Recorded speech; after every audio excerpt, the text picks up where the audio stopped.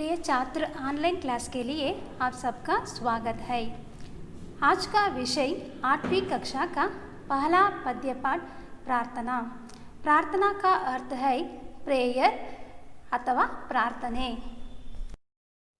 प्रार्थना शब्द का सामान्य अर्थ है भगवान का स्मरण करना या प्रार्थना मानव जीवन का एक प्रमुख भाग है या सहज प्रवृत्ति है।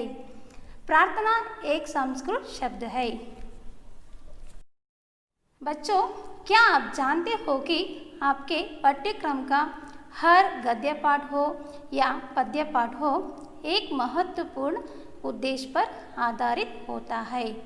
ಮಕ್ಕಳೇ, ನಿಮಗೆಲ್ಲ ಗೊತ್ತು, ನಿಮ್ಮ ಪಠ್ಯಕ್ರಮದಲ್ಲಿರುವ ಪದ್ಯ ಆಗಿರ್ಬೋದು ಅಥವಾ ಗದ್ಯ ಆಗಿರ್ಬೋದು ಪ್ರಮುಖ ಉದ್ದೇಶಗಳನ್ನು ಒಳಗೊಂಡು ರಚಿಸಲ್ಪಟ್ಟಿರುತ್ತೆ।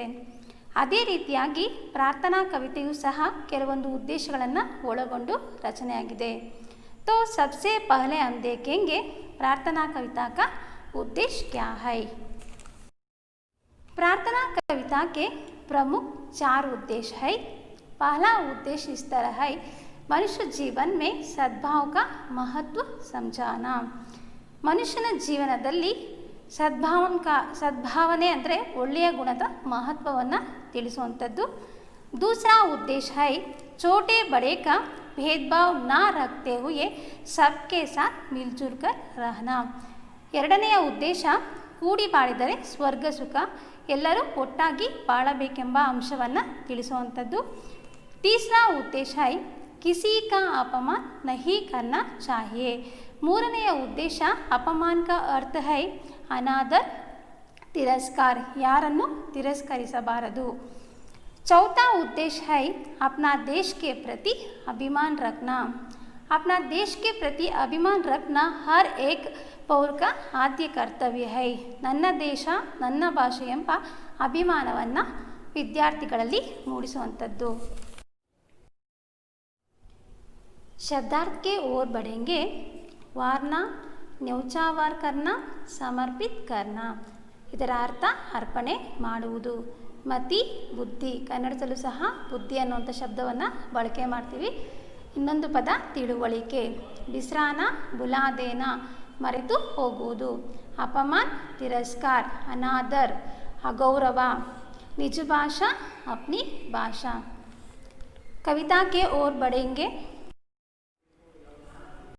बच्चों, मैं एक बार कविता का वाचन करता हूँ और उसके साथ सारांश बताता हूँ।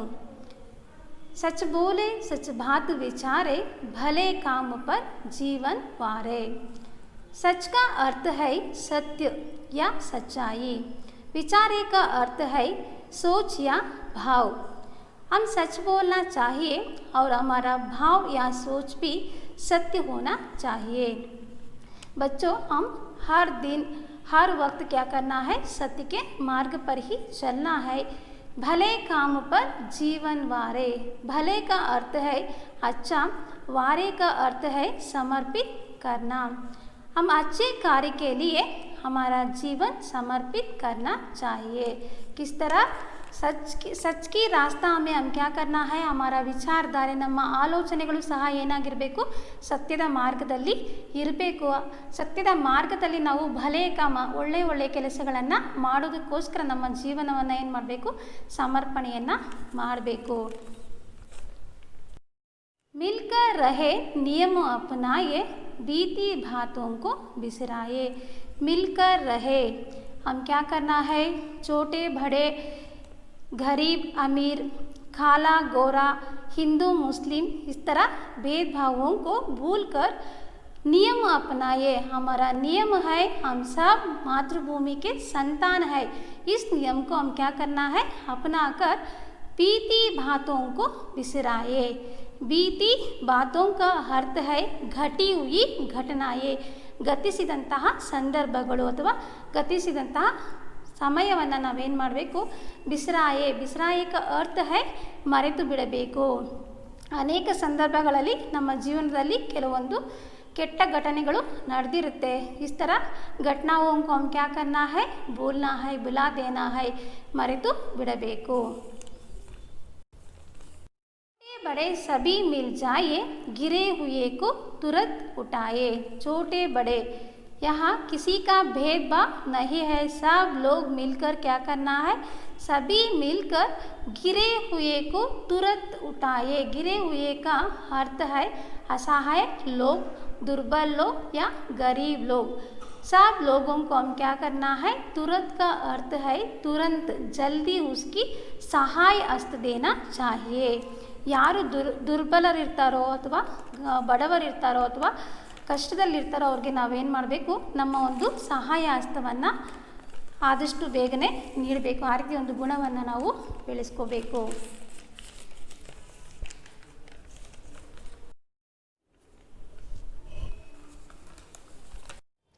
करे किसी का ना अपमान, ऐसी ही मत दो भगवान। हम हर रोज़ भगवान का प्रार्थना करना है किसी का अपमान ना करने की। अपमान का अर्थ है अनादर, तिरस्कार। हम किसी व्यक्ति का अपमान नहीं करना चाहिए। इस तरह हम क्या करना है, हर दिन हर रोज़ भगवान से इस तरह सद्बुद्धि देने के लिए, अच्छी बुद्धि देने के लिए भगवान से स्मरण करना चाहिए. ಪ್ರತಿದಿನ ನಾವೇನು ಮಾಡಬೇಕು, ಭಗವಂತನಲ್ಲಿ ಪ್ರಾರ್ಥನೆಯನ್ನು ಮಾಡಬೇಕು. ನಮ್ಮಿಂದ ಯಾರಿಗೂ ತೊಂದರೆ ಆಗಬಾರ್ದು, ನಾವು ಯಾರನ್ನು ತಿರಸ್ಕರಿಸಬಾರ್ದು. ಉಸಿ ಥರ ಸದ್ಬುದ್ಧಿ ದೇನೆ ಕೆ ಲಿಯೆ, ಆ ರೀತಿಯ ಒಳ್ಳೆಯ ಗುಣವನ್ನು ದಯಪಾಲಿಸುವಂಥ ನಾವು ಭಗವಂತನಲ್ಲಿ ಪ್ರಾರ್ಥನೆಯನ್ನು ಮಾಡಬೇಕು. एक रहे सद्भाव रखे हम, देश देश में मान रखे हम सब लोग क्या करना है, एक रहे. हम सब लोग हमारा जाति धर्म सबको भूलकर अच्छे भाव से, अच्छे गुण से एक रहना है. जब हम सब लोग मिलजुल कर रहते हैं, हिल मिलकर हमारा काम करते हैं, कार्य करते हैं, तब क्या होता है, भारत देश का नाम सारे संसार में, सारे विश्व में उजागर होता है, प्रज्वल होता है. अच्छे अच्छे काम करने से ಪ್ರಜ್ವಲ್ ಹೋತಾ ಹೈ. ನಾವೆಲ್ಲ ಹಿಂದೂ ಮುಸ್ಲಿಂ ಆ ರೀತಿಯ ಭೇದ ಭಾವಗಳನ್ನು ಮರೆತು ನಾವೆಲ್ಲ ಮಾತೃಭೂಮಿಯ ಮಕ್ಕಳು ಅನ್ನೋದನ್ನು ಆ ಒಂದು ನಿಯಮದೊಂದಿಗೆ ನಾವು ಮುಂದೆ ಸಾಗಿದ್ದೆ ಆದರೆ ಇಡೀ ವಿಶ್ವದಲ್ಲೇ ಭಾರತ ದೇಶ ತನ್ನ ಒಂದು ಪ್ರಗತಿಯನ್ನು ಸಾಧಿಸುತ್ತೆ. हट छोड़े संयम अपनाए, मातृभूमि पर बलि बलि जाए. हट का अर्थ है जिद या अहंकार. हमारा मन में रहने वाले अहंकार को, हट को हम क्या करना है, छोड़ना है. संयम का अर्थ है नियंत्रण, अपने आप पर नियंत्रण रखना चाहिए. ಮನುಷ್ಯನಲ್ಲಿ ಸಹನೆ ತಾಳ್ಮೆ ಅನ್ನುವಂಥದ್ದು ಸದಾ ಇರಲೇಬೇಕು. मातृभूमि पर, मातृभूमि का अर्थ है जन्मभूमि पर बलि बलि जाए. बलि बलि का अर्थ है त्याग करना. हमारा मातृभूमि का रक्षा के लिए हम सदा सजग रहना चाहिए. हमारा जीवन को त्याग करने के लिए हम सिद्ध रहना चाहिए. हट छोड़कर अपने आप को नियंत्रण में रखकर हम मातृभूमि की रक्षा के लिए अपना जीवन त्याग करने के लिए सदा सिद्ध रहना चाहिए.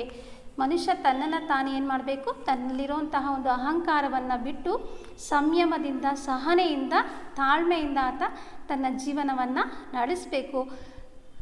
ಸಂದರ್ಭ ಬಂದರೆ ಒಂದು ಮಾತೃಭೂಮಿಯ ಒಂದು ರಕ್ಷಣೆಗೋಸ್ಕರ ತನ್ನ ಜೀವವನ್ನು ತ್ಯಾಗ ಮಾಡೋಕ್ಕೆ ಸದಾ ಸಿದ್ಧನಾಗಿ ಇರಬೇಕು.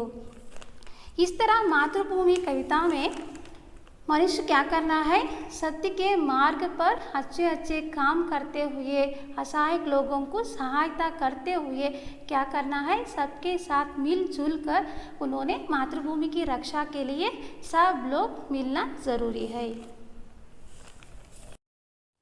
गृहपाठ. बच्चों, इस कविता से संबंधित कुछ प्रश्न गृहपाठ के लिए दिए गए हैं, ध्यान दीजिए. हाँ बच्चों, प्रार्थना कविता का सारांश आप समझ लिया, मैं समझता हूँ. कुछ प्रश्न यहाँ गृहपाठ के लिए दिए गए हैं. पहला प्रश्न इस तरह है, हमें कैसे रहना चाहिए. हमें कैसे रहना चाहिए बच्चों, हमें मिलजुल कर रहना चाहिए. हमारा मन में रहने वाले हिंदू मुस्लिम, अमीर गरीब, काला घोरा, इस तरह भेदभावों को भूलकर हम सब एक है, हम सब भारत माता के संतान है. यह समझकर हम क्या करना है, मिलजुल कर रहना है. यह एक वाक्य का प्रश्न है। इसका उत्तर है हम सब लोग मिलजुल कर रहना चाहिए। दूसरा प्रश्न है छोटे बड़ों को मिलकर क्या करना चाहिए। बच्चों, छोटों बड़ों को मिलकर गिरे हुए को तुरंत उठाना चाहिए। यहाँ छोटे बड़े का कोई भी अंतर नहीं है, हम सब लोग एक है। किसी की सहायता करने के लिए छोटे बड़े का भेदभाव नहीं है। जो असहायक लोग रहता है, जो दुर्बल लोग रहता है, गरीब लोग रहता है, उसकी सहाय हस्त देना चाहिए। छोटे बड़े सभी मिलकर गिरे हुए को तुरंत उठाना चाहिए। एक अंक का प्रश्न होने के कारण इसका उत्तर है कि छोटों बड़ों को मिलकर गिरे हुए को तुरंत उठाना चाहिए। भगवान से हमें क्या मांगना चाहिए। बच्चों, भगवान से हम यह मांगना चाहिए कि सद्बुद्धि देने के लिए, खरे किसी का ना अपमान ऐसी ही मति दो भगवान। हर दिन हम क्या करना है, भगवान का स्मरण करना चाहिए। क्यों करना चाहिए? क्योंकि हम किसी का तिरस्कार, किसी का अनादर, किसी का अपमान नहीं करना चाहिए। इस तरह सद्बुद्धि मांगने के लिए हर रोज़ हम भगवान का प्रार्थना करना ज़रूरी है।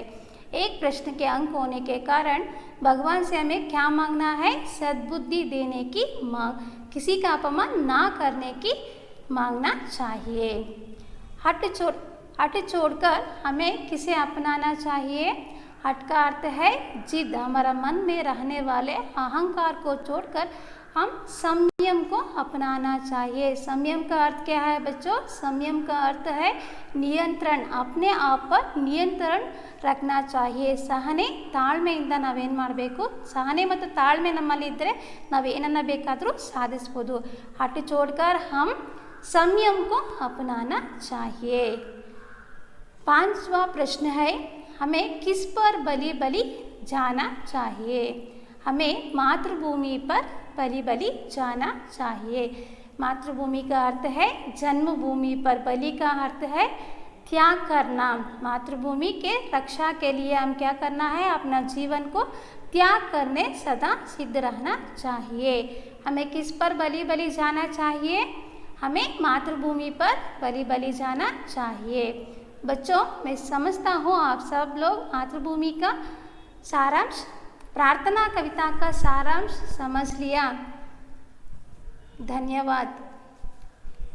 ಏನು